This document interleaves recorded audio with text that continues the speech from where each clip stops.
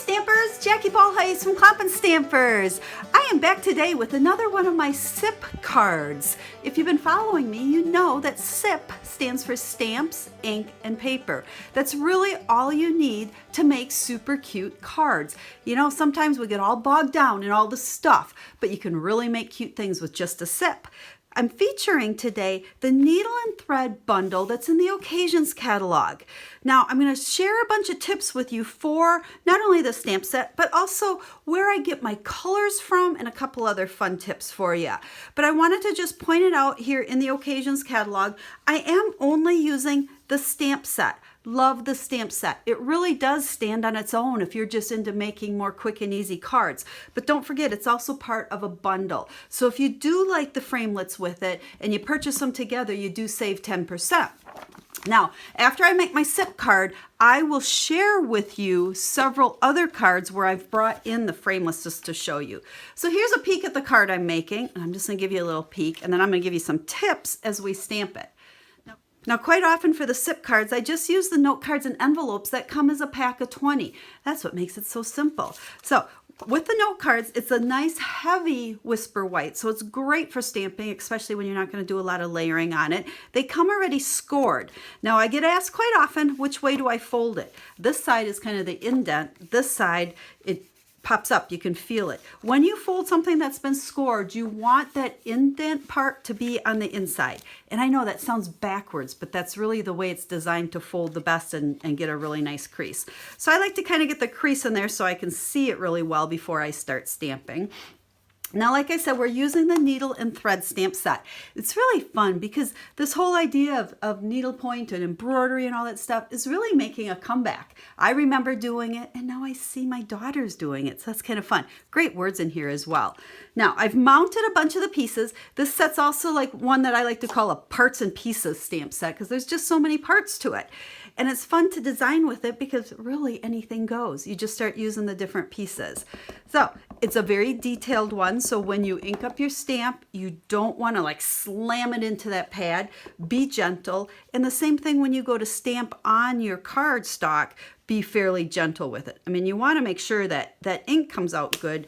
But again, we don't have to totally mash it in there. So I've stamped with Mossy Meadow. Boy, that's kind of light. I probably need to re-ink that pad compared to my original example. And then my flower, the larger flower, I'm stamping with the Berry Burst. Now this one will fit right in here when you kind of twist it and turn it a little bit. And you can place it right in between there. So it looks like you masked, but you don't even have to do that. So we got that on there. Then there's the little 3 flowers together, so we'll bring that in and let's stamp some of those right there. And then let's throw a couple butterflies. This is crushed curry, so I'm really only using 3 different Stampin' Pads here, plus black. I always like to do my greeting in black. I feel like it really makes things stand out more. Personal preference of mine. I mean, if you'd like to rather use a color, you may. Let's not put it upside down. I've been known to do that before. And let's just go ahead and we're going to stamp our greeting right there like so. Now the final touch that I did on this one, which I thought was kind of fun, is there's these 2 long pieces. It looks like stitching, and we're going to just go ahead and do some stitching here on the corner. So I did one in crushed curry, and then let's do the other one in the Berry Burst. Now since they're photopolymer, I can easily see through that, so I can kind of eyeball line them up, and then let's go ahead and do another crushed curry like so. So there's the front of the card. And then as always, make sure you do something on the inside. So why don't we go ahead and do these same stamps. Now, I don't know, I'm sure this card is not taking me any longer than 5 minutes, even though I'm kind of talking and explaining as I go. SIP cards should be simple. They should be easy. You should be able to whip them out pretty fast. I did not grab this stamp. That's out of that stamp set as well. So I'm not going to stamp that one on there because you get the idea. And then with my card, I just went ahead and I took the green baker's twine that is also in that occasions catalog, wrapped it around twice, and stamped a cute little bow. Isn't that cute? I think it's a super fun stamp set. Then on the envelope, don't forget to stamp that to coordinate. Now, if this is a bundle that you're interested in, it is one that I have a whole collection of tutorials for you. On my website, I have a whole page. It's called Free Tutorials, and it lists all different stamp sets that if you purchase them from me, I give you the tutorials for free. So make sure you check that out. But I know the needle and thread bundle is one of them. So if you're interested in this set, make sure you pick it up. Now, let me set these aside and let me just grab you a couple other cards to look at. So these are my cards that are stepped up a little bit more, and I use the framelets with them.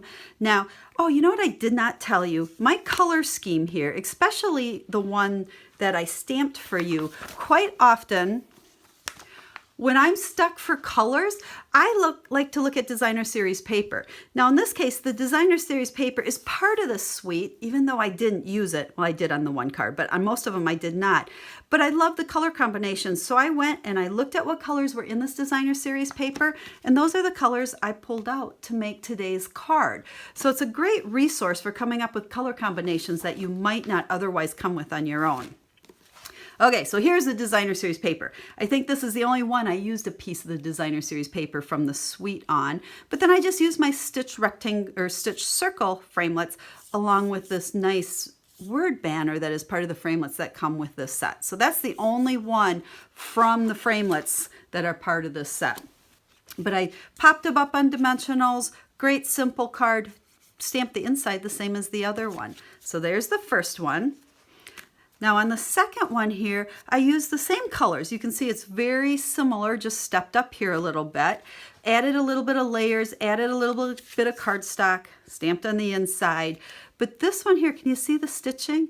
That is this die right here. It doesn't cut, it just leaves that impression, gives you the stitch look on the back. And then all of these pieces have dies. So I stamped them, cut them out, layered them up using some dimensionals, and bam, the card was done. Super cute. Inside the stamp here, this one you can stamp the stitching, which is what I did here as well. And then this one again, I used the stitching die to put the stitching look on there, cut out a bunch of pieces, layered it. You know, these cards are not hard by any means. Nothing is harder than what I did here. It just took a little bit longer and a little bit more stuff. So SIP card, SIP, stamps, ink, and paper, or stuff. Bring in some other things with you. So I hope you like this video. I hope it gives you a good idea of this beautiful needle and thread suite that is in the Occasions catalog. Remember, if this is one that you purchase from me, make sure you ask me for the tutorial so I can send them over to you. I think this collection has about 10 card projects in it. So it's all the step-by-step tutorials to make using these products. So as always, if you guys have questions, let me know. I am here to help you, especially with all your quick and easy stamping needs. And if you don't have a Stampin' Up! Demonstrator, I'd be honored to be that person. Give me a shout, let me know how I can help you. If you need to order these products, you know where to find them. Links down in the video description. So until I stamp again, have a stamp happy day.